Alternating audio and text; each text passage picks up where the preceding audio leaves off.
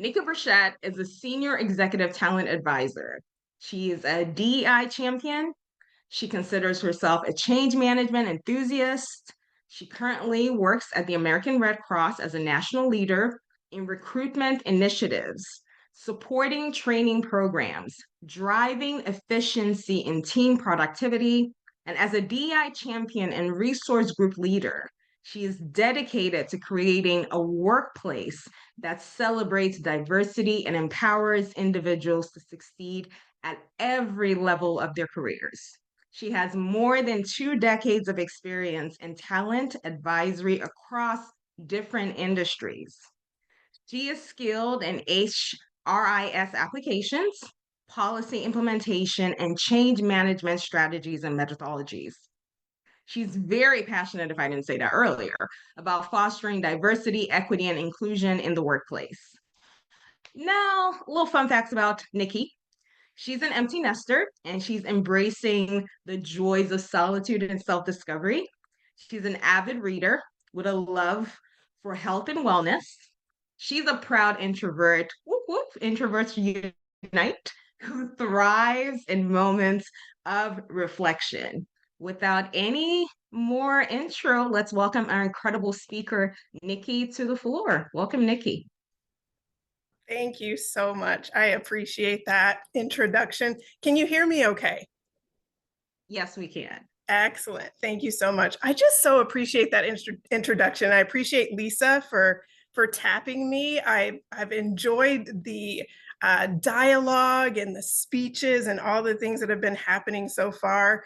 I've actually just taken some notes during the conversation that we had at the beginning of the program here about resumes that has sparked my brain. So I appreciate the introduction, and I am looking forward to diving into resume building for you all.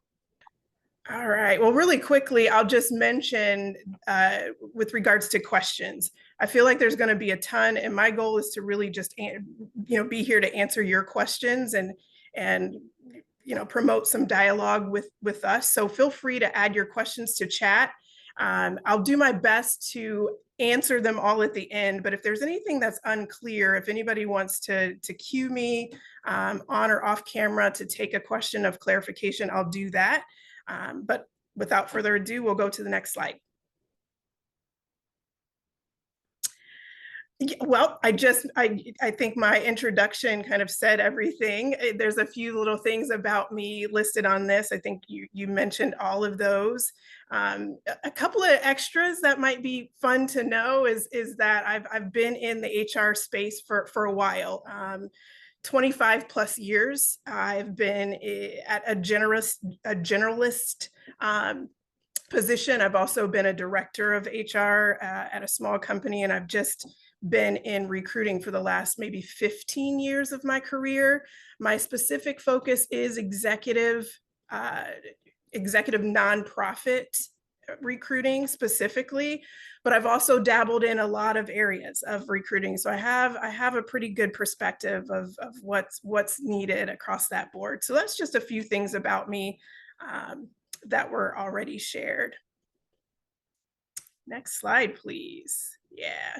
So I'm going to pop off camera and I'll get to our agenda so you'll know what we're looking at. I think being off camera for me keeps me focused and I can kind of answer questions using my notes as well. So let me pop off here. So these are a few things that I really want to talk about regarding your resume. The first one is the recruiter being the gatekeeper. I want to kind of go through my perspective and what that might mean for resume building for you. The importance of the resume, the components, and what needs to be on an effective resume. Also reviewing and feedback, using technology, and then hopefully we can get into a robust Q&A, and I'll leave you with some tips that I think will be helpful as you ascend into building your resumes. Next slide, please. All right, so the recruiter is the gatekeeper. And I say this because more often than not, we are the first people to see your resume. So I think it's crucial that you know that we are oftentimes shaping the overall candidate selection for any hiring team. So as we talk through resume building, keep that in mind. So my perspective can sometimes be that one person that gets you where you need to be. Um, One of the things that is not often thought about is that the recruiter is quantity and quality control. So quality control meaning we are plucking the most qualified resumes out of tons of applications or resumes. We're also quantity control. So think about how many people are applying for a position. That recruiter is usually setting up a management plan for themselves. We're going to be looking at the first 35, the first 50. If there's 200 resumes, you've already set a management plan for yourself that we're looking at the first maybe 25 resumes. So keep that in mind as you think of your recruiter as the gatekeeper. We're also the initial screeners. So we're filtering those applications and resumes. We're watching and looking to see how thorough your resume is. If we can gather the information that we need to sift out your resume or your application, if you will. So we're kind of looking at that. One thing I'll mention with regards to that initial screening, sometimes when we're doing that initial screening, that recruiter may reach out to you by email or by text just to gather more information about you. So it's oftentimes good to just be prepared and be ready for that. We're also filtering resumes. We're seeing what's happening. So we're understanding what's in them and pulling out what we need. We're managing that communication. So we're facilitating that communication between you and the organization. So if we're emailing you, we want to get a response back. We can put you in touch with that hiring manager. We can get you to the right recruiter that might be hiring the right position that might not, that may not be where you want to be. We can get you to where you need to be. We're also mitigating bias, believe it or not. So as we're looking at resumes, we're trying to make sure that our procedures are consistent so that the leaders that we're working with are getting a diverse, unbiased view of your resume. So they can really see what's out there without those implicit and explicit biases. And then lastly, and I think most importantly, when you're thinking of the jobs that you want, that recruiter is building that candidate pool, that initial candidate pool and future ones. We're pipelining and we're looking at what is needed for that official job that you just applied for. Next slide, please. Why is your resume important? It's very important. So when you're thinking about your resume, think about your resume as your personal brand. You are branding yourself in your resume. Think of it as your personal business card or a business card. It's also your first impression typically. So if your resume can live without you and live on on the internet, it can live in an applicant tracking system. So it can be your first impression, even if you don't know it's happening. So when you're thinking of that, you want to make sure that your resume is current, it's up to date, and it's branding you. I did add the acronym CV to this slide just to talk a little bit about it. I think the CV, or which this acronym stands for curriculum vitae, and it's actually a Latin word for the course of life.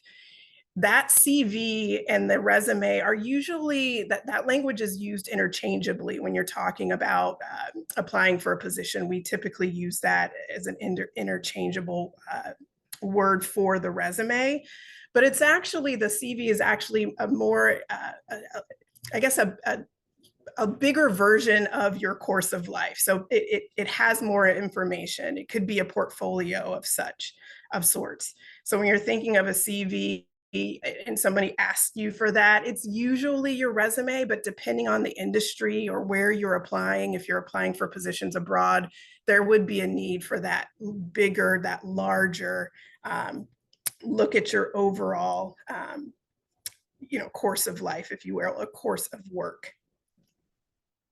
Next slide, please. Effective components.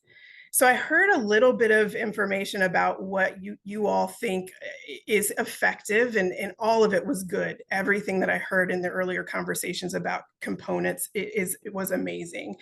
But when I think about this from a recruiter standpoint, there's a few things that really make sense for us. And if you're thinking of us as the gatekeeper, these are the things you want to keep in mind. So your contact information, your email, your city, your state, your phone number. And I would say nowadays, most importantly, your LinkedIn link. So something that will take the reader to a platform that is a professional platform, mainly LinkedIn. So add that in there. Your objective statement and or your skills. These can be interchangeable, or you can add them both. I think they're both really important, depending on the industries that you're focused on. So the objective statement, meaning that summary that we've all had in our resumes, you're going to make sure that that summary is really robust and it talks about how you can perform the job that you're applying for. So you want to use that job description to develop those skills that you list and that objective statement. Your work history, of course, is going to be in there, and then your education. One thing I'll say about the education, when you're entering that into your resume, you want to make sure that you're not including dates of that you've received your diplomas, dates that you've received your degrees. That can cause bias, ageism, so you can leave that off. But you absolutely want to make sure that these 4, possibly 5 components are in your resume all the time. Next slide, please. Formatting. I think this is probably the most misunderstood topic around resume writing. And if you want to click just another, I guess one more click ahead, we can talk about formatting. It comes, they come right in one by one. You can kind of keep on clicking there.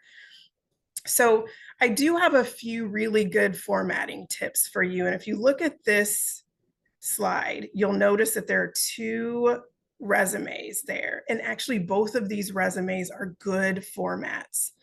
But what I'll say is the most basic resume is probably your best resume. And I think that this really, it's really focused around the industry that you're interested in, but basic is best. So if you're looking at the far right or the one that's at the bottom right-hand corner, this is the standard Harvard template resume.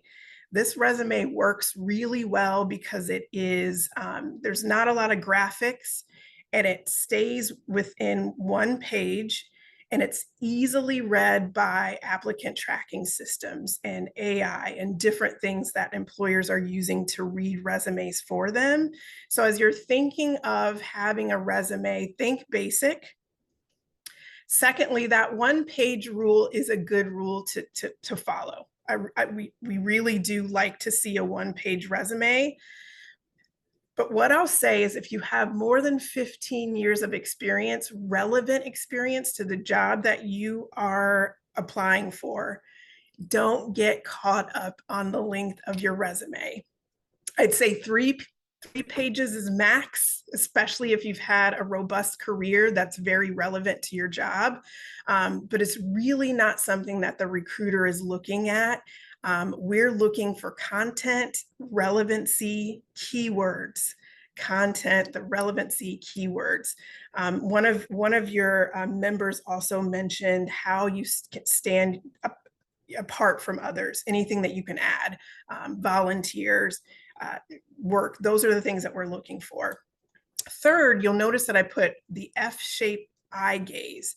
So important. So if you notice, both of these resumes when you look at them, the most important information you'll find kind of in an F shape.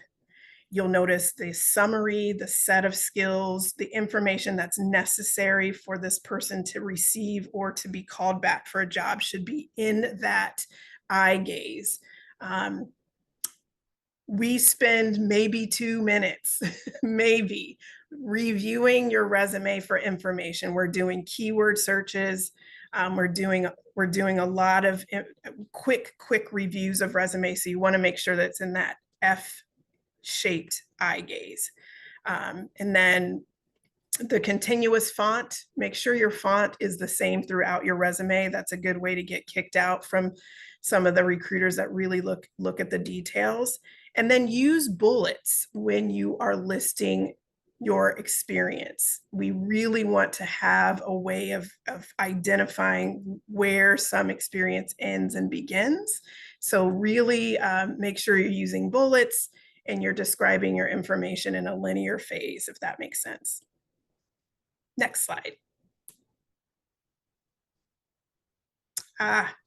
I just threw this in here because I think it's important to know that review and feedback are crucial to getting your resume through the process and getting that callback. Reviewing your resume for accuracy and relevancy is so important. So when you're looking at your resume, you want to make sure that it matches that job description. So pulling that job description that you're applying for, making sure some of the things that are in that job description are clearly identified in your resume.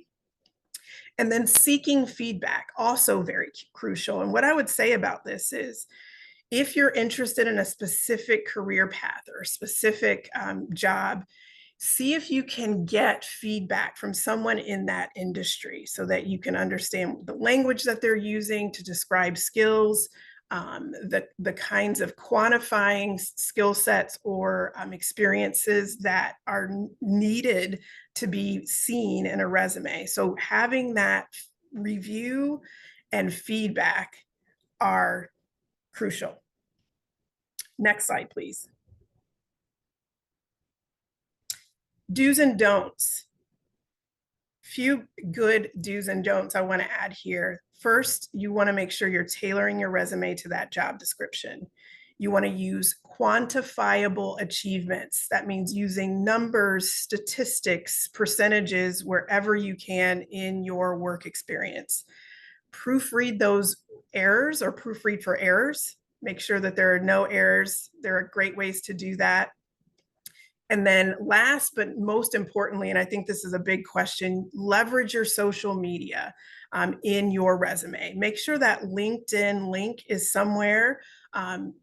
Try to add, if you have any work that you've done outside of your job, or you've done things that might be found on YouTube, make sure that those are added in your resume somewhere. That's kind of how we figure out your personality, what you're passionate about. That's what we want to see.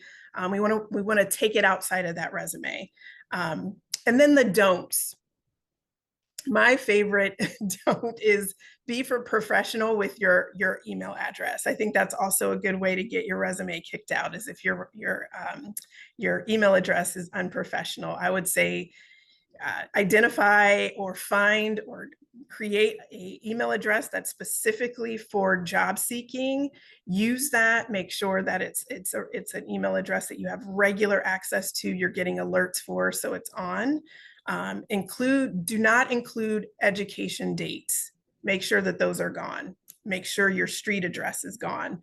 You want to put your city and state, but you don't want that street address on your resume. Also, make sure you're not using irrelevant jobs.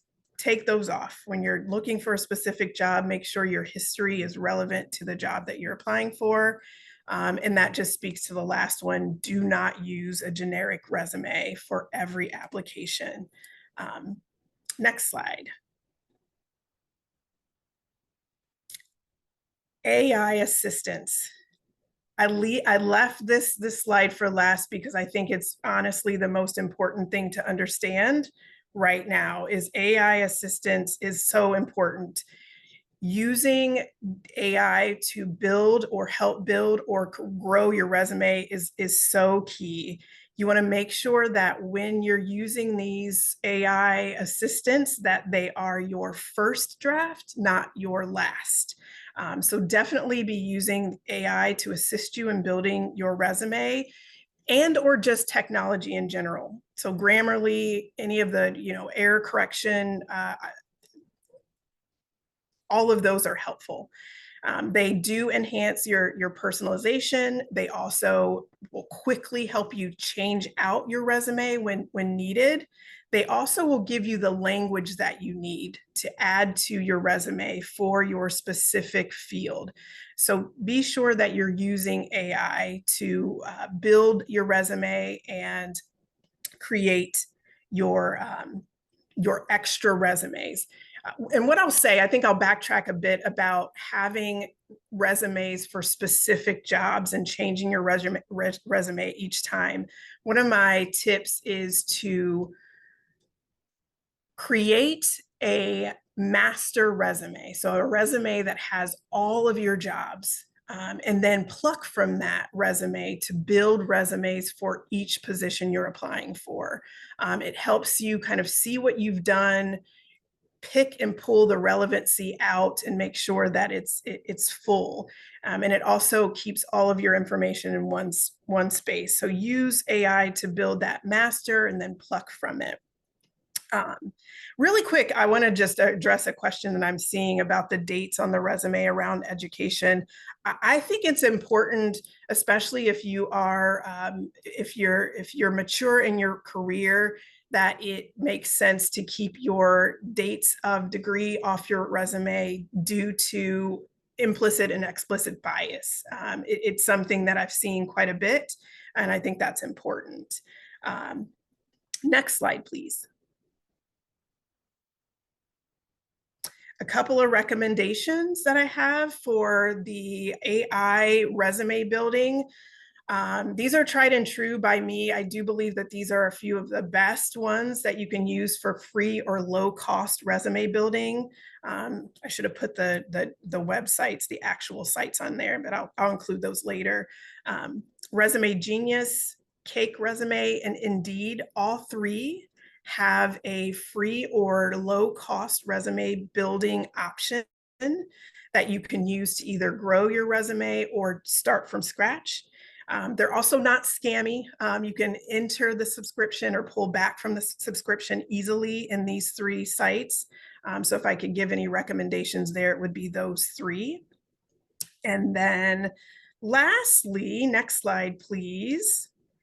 I just want to throw my LinkedIn QR code there. I do want to stay connected with you all. So if you want to just scan that, it takes you directly to my LinkedIn. I was hoping to make sure I had time to take questions, and I see quite a bit. But before I go to questions, there are a couple of tips that I want to leave you with.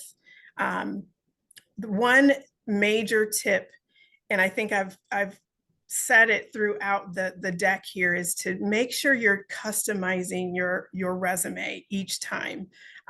It is so important to do that. It sounds cumbersome, but it really is, it makes a difference. And what I'll say around that is when you're customizing your resume, it really stands out in the industries that you're applying for.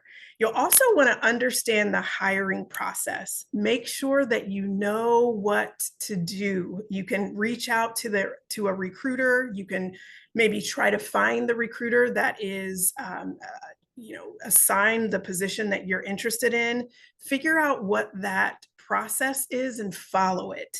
That can go really far with a recruiter. And then also be honest. Make sure you're being honest in your resume, in your personal branding, throughout your internet presence. If you're honest, it says a lot about you in the process. Wonderful.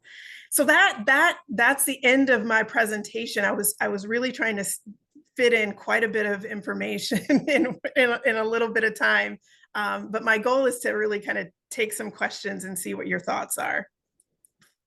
Absolutely. So Nikki, okay, there we go. So I wanted to make sure that we're seeing you at this point while you're answering questions. Yeah. Just for the audience, so our Madam President has formally authorized that we throw in an additional 10 minutes to the program. That way we can have an opportunity for us to have questions. So we will have a full-fledged 15 minutes of questions. So for our guests, we're going to be about 10 minutes over, but I think this is worth it because on a good day, we're not going to have someone like Nikki with us. So we want to milk her presence for as much as we possibly can. Nikki, so I'm going to just start off with the questions that I see in the chat. And if anybody has others, you can throw them in. We'll try to see as many as we can get in. So the first question I see is purchasing LinkedIn helpful in getting in front of recruiters? Yes. That was the So question. purchasing LinkedIn, I think the free version of LinkedIn is perfect for getting in front of recruiters. And what I would suggest is following recruiters in industries that you are interested in, reaching out directly to kind of talk through what the hiring process is for the organizations that they work for. The recruiter can also connect you with hiring leaders, you know, if they and let you know if there's a position open. So the answer to that question is absolutely. LinkedIn is, I'll kind of harken back to something I heard one of your members say. It's truly where we figure out what your passion is and what you're like, what your personality is like. We oftentimes share your LinkedIn link with the hiring manager before your resume even hits them. So that is important. Thank you so much, Nikki, for that answer. The next question, and you touched on this earlier, but it was the question of who should be reviewing your resumes or CV to make sure that they're the best they can be. Yeah, good question. I would say the best person to review your CV is someone in the industry that you're interested in. Networking is at the top of that list. So making sure that you're networking with people that are in the industries that you're interested in, having someone look at your resume in that industry. Most importantly, leadership, if you can do that. They can help you with the language that's used, the skill sets that that industry or that organization is looking for. Thank you so much, Nikki, for that answer. Another question, and it starts off with humble versus overhype. How do you find the right balance to let your skills shine without shrinking or being too over the top and proud? Oh gosh. So for my tip talkers, you want to be cutesy, you want to be demure. Um, I that's interesting. I think that your resume should absolutely be your personal brand. So whatever that is, it should shine through. If your personal brand includes humility, it should shine through. If it includes, you know, confidence and over the top, and I think especially in creative spaces, that shines through as well. So if you're thinking of submitting a resume or CV for a creative position somewhere where you're forward facing and you need to be confident in that resume. Thank you. Thank you very much. Another question for you. How many points do you highlight within an area you have functioned within? How many points do you highlight within an area that you functioned within? Ooh. Could I ask for a little bit more clarification about points? So I guess who asked that question? Do you mind coming up with mute, or if you want to type in the chat more context of what you meant? And this is Melissa actually who asked the question. So Melissa, do you want to provide a bit more context to your question? Okay, so like if you would have functioned within, let's say, 3 positions within a period of time, like a year, how many points do you put under that current position or under that project? So let's say you would have done like 3 projects within the year. How many highlights do you put within those sections and not overly state points, or you don't want to understate points as well, or your deliverables, so to speak? How do you Yeah, good question. Thanks for clarifying. That makes perfect sense now. I'm gonna say that you put as many points as necessary. I don't think that you can undersell yourself with project work that's relevant to a position, quantifying successes that you've had in specific positions. That's kind of actually what we would want to see. You mentioned projects. I think having project work listed in your job description is better than job duty bullet points. So if this is answering your question, I would say add as much as you can if it's relevant. And again, I'm going to go back to don't stress so much about the length of your resume. Really, if your resume is relevant to the position, it's going to be seen. Awesome. Thank you so much, Nikki. We have more questions. The next question is, how many years of current or past experience should be on your CV? I would say if you have 15 years of experience, that should be there. So if you have 15 years of experience in an area, that's usually like the cap of someone who's really achieved and really experienced in an area. If you have more than that and it's relative, I would absolutely also include that. If you can keep that 15 years of experience in one page, that's even better. Awesome. Thank you so much, Nikki. We have another question that says, how do you sprinkle in the keywords in your CV? How does that work?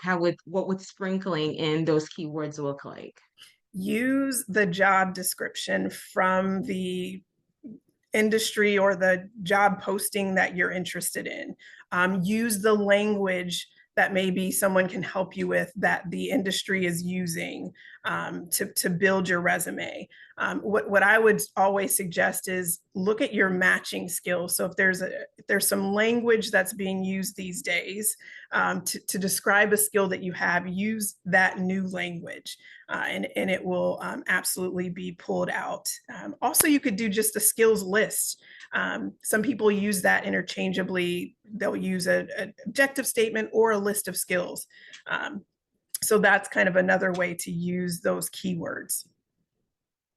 Awesome. So earlier you answered the question about putting the education dates on the resume, but there was a follow-up question, which is, what if you have an expected date of graduation for a degree that's in progress? How do you deal with that on the resume? Good point. I do think that that is important if you're discussing or expressing or giving information about an upcoming degree and when you would be receiving it. That's actually something that you would want to include.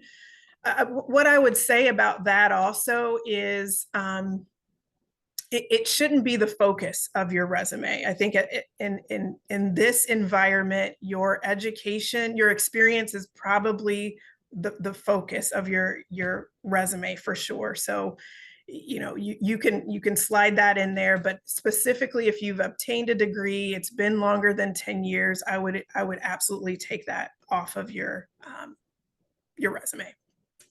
Awesome. Thank you so much, Nikki. A question that we have is saying, will excluding your non-relevant jobs from your resume leave gaps in your work experience and disqualify you from consideration? That could be. That's a good question. I think that makes a lot of sense if you've worked in an industry or if you've had some irrelevant, not relevant work history that comes in between. What I would do in that case is to make sure that the language that you're using in the less relevant work still matches what you might see in that job description. Again, kind of taking the language of the job description and rewriting the job duties, if you will, or the kind of focusing on different project work that might be relevant to the position that you're applying for. And it makes me think of another thing that's really important is just how important it is to kind of be serious and focused in one area or maybe two areas of career pathing. It can be perceived as unserious if you've got a lot of things going on. So that streamlined resume is probably going to be better received than one that's choppy. But I wouldn't say just get rid of everything, especially if you can fill in the gaps with experience that's not necessarily relevant. Thank you, Nikki. So we're almost there. We have two Yeah. more. The penultimate question is, should you pass on applying for a position if you see that 100 plus people have already applied to that position?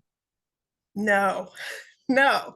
And the reason why I say that is because the recruiters are always building pipelines.